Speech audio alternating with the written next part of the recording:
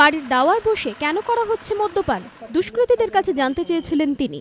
অভিযোগ, উত্তরে জুটেছিল মারধর, যার জেরে ডোমজুড়ে মৃত্যু প্রতিবাদী বৃদ্ধের। পুলিশ জানতে পেরেছে, সোমবার রাতে ডোমজুড়ের বাসিন্দা ঘনোয়া চৌধুরীর বাড়ির দাওয়ায় বসে রাতে কয়েকজন দুষ্কৃতী মদ্যপান করছিল। তিনি মদ্যপানে বাধা দিলে দুষ্কৃতীরা মত্ত অবস্থায় তাঁকে প্রবল মারধর করেন বলে অভিযোগ। আশঙ্কাজনক অবস্থায় বৃদ্ধকে হাসপাতালে ভর্তি করা হয়। বুধবার সকালে তাঁর মৃত্যু হয়। আমার শ্বশুর বললো কি, বাবু পা ধরছি, আমি আমার কাছে খাইনি, বাবু পা ধরছি আমার কাছে খাইনি, বলতেই যাচ্ছে, মেরেই যাচ্ছে। বারকা বাটাম বাটাম বাটাম তারপরে বড় লাঠি। বৃদ্ধের মৃত্যুর খবর ছড়িয়ে পড়তেই এলাকায় উত্তেজনা দেখা দেয়। ক্ষিপ্ত জনতা ভাঙচুর করে, আগুন ধরিয়ে দেয় অভিযুক্তদের বাড়িতে। পরিস্থিতি সামাল দিতে এলাকায় ছুটে আসে ডোমজুড় থানার পুলিশ। ক্ষিপ্ত জনতাকে ছত্রভঙ্গ করতে পুলিশ মৃদু লাঠিচার্জ করে বলেও অভিযোগ।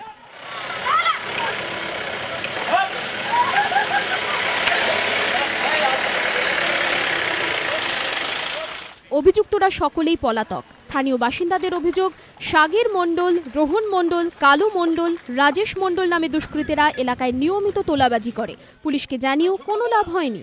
অভিযোগ অস্বীকার করে পুলিশ জানিয়েছে, অভিযুক্তদের খোঁজে তল্লাশি চলছে। সুনীত হালদারের রিপোর্ট, এবিপি আনন্দ, হাওড়া।